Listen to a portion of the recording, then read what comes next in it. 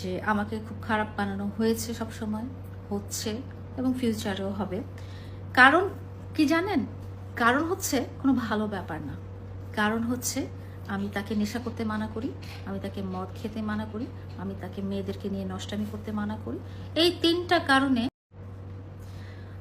আজকে যে টপিক এবং মানুষটা নিয়ে আমি কথা বলবো, এই টপিক এবং এই মানুষটা নিয়ে আমি আর জীবনে কখনোই কথা বলতে চাই না। এবং আমি আপনাদেরকে সবসময় অনুরোধ করব, সবিনয় অনুরোধ করব, আপনারাও কখনো তার ব্যাপারে আমাকে কখনো কোনো প্রশ্ন করবেন না বা তার ব্যাপারে কিছু জিজ্ঞেস করবেন না।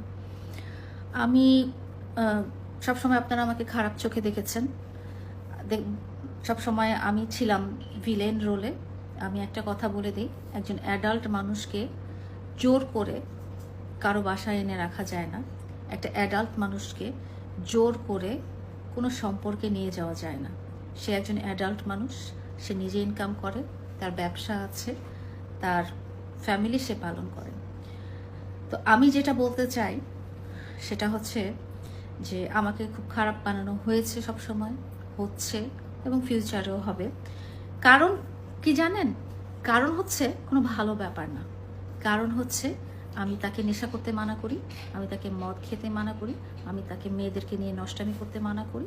এই 3টা কারণে কিন্তু 2023 সালে আমার উপরে অ্যাটাক হয়েছিল, আমাকে চেষ্টা করা হয়েছিল।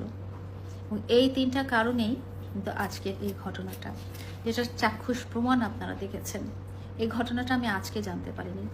তার খুব কাছের মানুষ তারা আমাকে গত শুক্রবার ভিডিও সহ প্রমাণ দিয়েছে। কারণ আমি তাকে অন্ধের মতো ভালোবাসি, অন্ধের মতো বিশ্বাস করতাম এবং অন্ধের মতো সে আমাকে যা বুঝাতো, সে আমাকে বলতো যদি এটা ডান দিক, আমি বলতাম এটা ডান দিক। সে যদি বলতো এটা বাম দিক, আমি বলতাম এটা বাম দিক।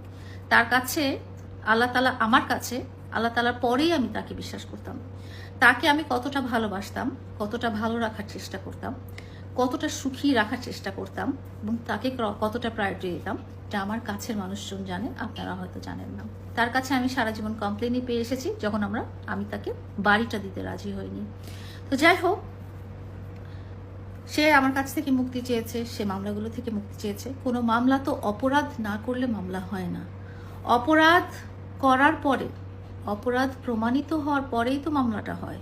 এবং তার ক্ষেত্রে সবগুলো মামলাতে অপরাধ প্রমাণিত হয়ে বিচার কার্য পরিচালনা করার নির্দেশনা আদালত দিয়েছেন। এখানে আমি কেন? আইন সবার জন্য সমান, এখানে তার জন্যও সমান হবে, আমার জন্যও সমান হবে।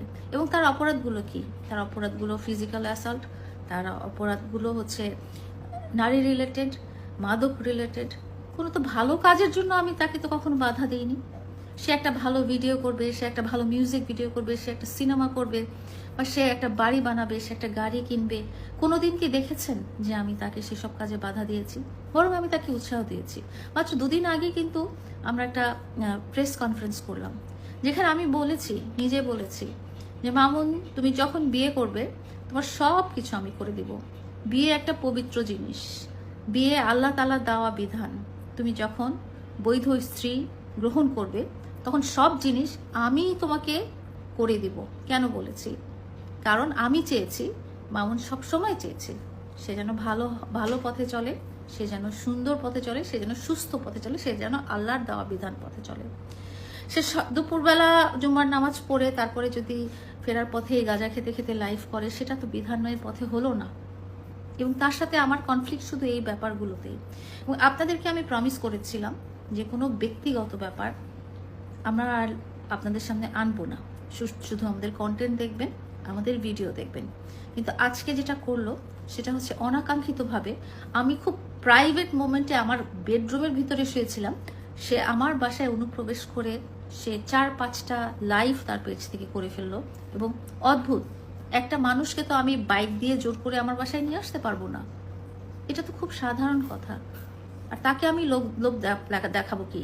তার সাথে আমার কথা হয়েছে যে সে জানিয়েছে যে তার, আমি যে শর্তগুলো দিয়েছি, সে তার অপরাধ স্বীকার করে নিবে এবং সে সেই অপরাধগুলো আর কখনোই করবে না। কিন্তু দেখা গেছে গত 10 দিনে সে সেই অপরাধগুলো বারবার করছে। আমি তাকে বলেছি, তুমি যদি এরকমই করতে চাও, তুমি যদি জীবনটাকে দোজখী বানায় নিতে চাও, তুমি যদি জীবনটাকে জাহান্নামী বানায় নিতে চাও, তাহলে মামলা উঠবে কিভাবে? তোমার সাথে আমার শর্ত ছিল, তুমি অপরাধ স্বীকার করে নেবে, 2 নাম্বার তুমি সেই অপরাধ আমি ছাড়া অন্য কোনো মেয়ের সাথে করবে না। কিন্তু দেখা গেছে যে অন্য একটা মেয়ে না, একসাথে 4-5টা মেয়ের সাথে সে সেম অপরাধ করে বেড়াচ্ছে, এবং সবগুলোর প্রমাণ সহ আমি আপনাদেরকে দিয়েছি।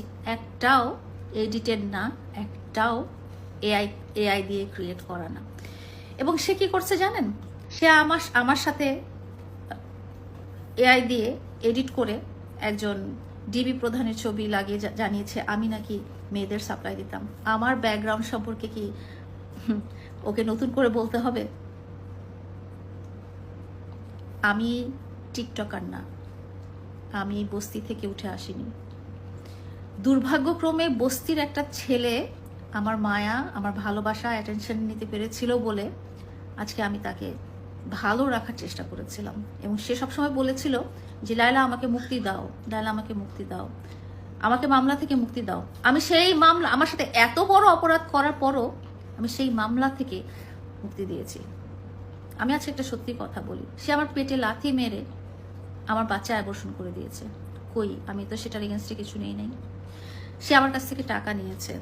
ইভেন আজকে তাকে ফ্ল্যাট কিনে দিতে হবে, বাড়ি কিনে দিতে হবে, উলুখোলায় জমি কিনে দিতে হবে, সেই জন্য সে সকালবেলা এসে হাজির হয়েছে, তাকে নিয়ে যেতে হবে। আমার কথা হলো, তোমাকে আমি একটা সুন্দর জীবন দিব, তোমাকে সবই সাপোর্ট দিব, কিন্তু তুমি এই নষ্টামিগুলো কেন কন্টিনিউ করছো? এটা তো কারোর জন্যই ভালো না।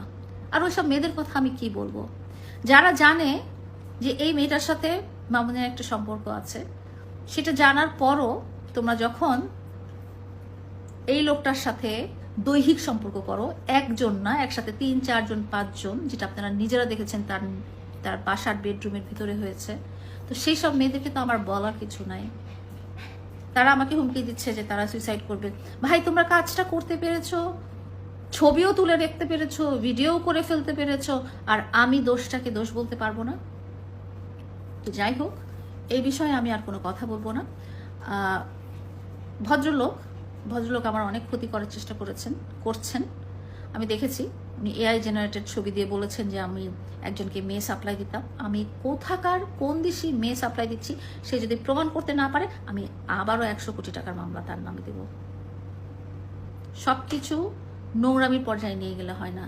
সে নিজে নোংরা দেখে পৃথিবীর দুনিয়াটাকে নোংরা দেখে, সে নিজে ডাস্টবিন দেখে দুনিয়াটাকে ডাস্টবিন মনে করে। তো যাই হোক, তার সাথে আমার এই মুহূর্ত না, আজকে সকাল থেকেই কোনো রকম সম্পর্ক নেই। তাকে আমি আর চিনতেও চাই না এবং চিনবও না, এবং সে রিলেটেড আমি আর কোনো কথা বলবো না, আপনারাও আমাকে জিজ্ঞেস করবেন না। তো সবাই দোয়া করবেন, ভালো থাকবেন। আর আমার শরীরটা খুবই খারাপ ছিল এতক্ষণ, এখন আল্লাহর মধ্যে ভালো আছি। ইনশাআল্লাহ আমিও ভালো থাকবো, আমার জন্য দোয়া করবেন।